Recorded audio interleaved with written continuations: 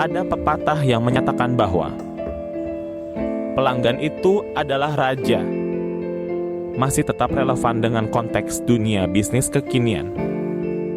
Pepatah tersebut mengandung nasihat bahwa penjual harus mampu memenuhi semua ekspektasi yang dibutuhkan dan yang diinginkan oleh para pelanggan.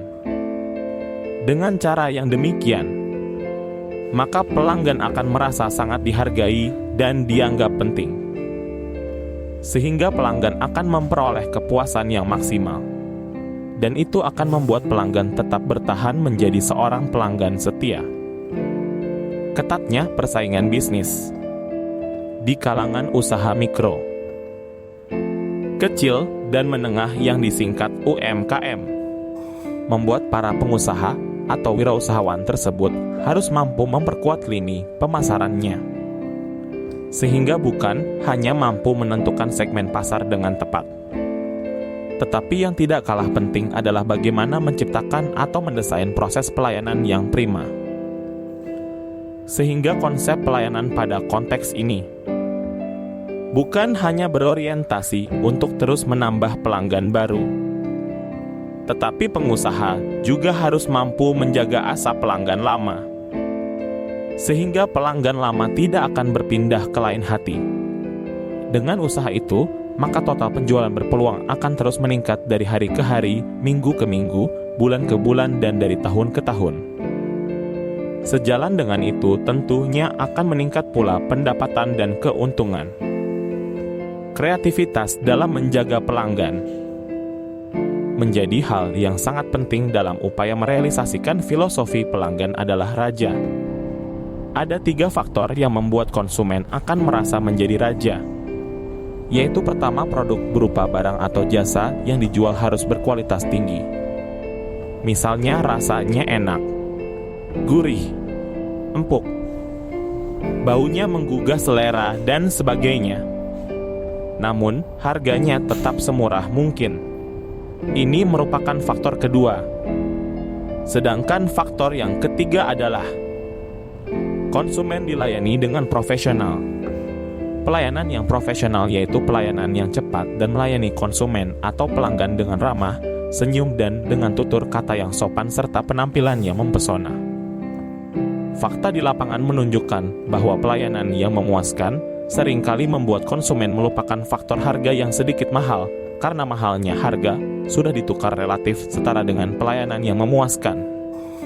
Sehingga sangat bijaksana apabila kemudian dalam skala tertentu penjual menaikkan harga jualnya menjadi lebih mahal dibandingkan dengan harga jual di tempat lain. Namun, keputusan itu harus dibarengi dengan pelayanan konsumen yang prima. Contoh konkretnya, jika penjual bakso pesaing menjual baksonya dengan harga Rp15.000 per mangkok, lalu Anda menjualnya Rp17.000 dengan rasa dan porsi semangkok bakso kurang lebih sama, pembeli akan memilih bakso Anda walaupun lebih mahal, dengan catatan jika penyajiannya 4 kali lipat lebih cepat. Misalnya hanya memerlukan waktu 5 menit dibandingkan dengan di tempat yang lain yang memerlukan waktu 20 menit.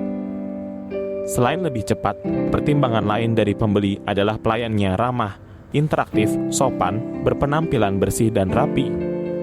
Selanjutnya, contoh konkret atau aksi nyata dari pelayanan yang baik dapat dilihat dari sebuah kasus pelayanan seorang penjual produk makanan seperti bubur, sate, lontong sayur, dan sebagainya di sebuah warung kopi di Pasar Flamboyan, Kota Pontianak.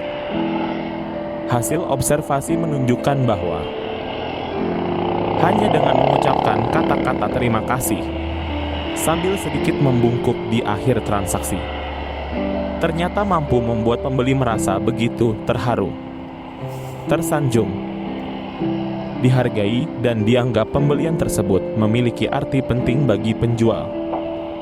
Sehingga tidak berlebihan apabila kemudian pembeli berasumsi bahwa penjual tersebut begitu mensyukuri rezeki yang didapatkan dari setiap hasil penjualan makanannya. Simpulan, menurut seorang pakar bisnis bernama Leavitt, bahwa persaingan bisnis secara komparatif dan kompetitif di masa yang akan datang, kuncinya ada pada pelayanan. Artinya, siapa yang mampu melayani konsumen dengan sempurna, maka ia akan memperoleh banyak omset penjualan. Sementara itu, menurut Watson Wilson, pakar manajemen sumber daya manusia, mengatakan bahwa apabila kita telusuri suatu masalah sampai ke akar-akarnya, maka kita akan ketemu manusialah sebagai sumber masalah tersebut.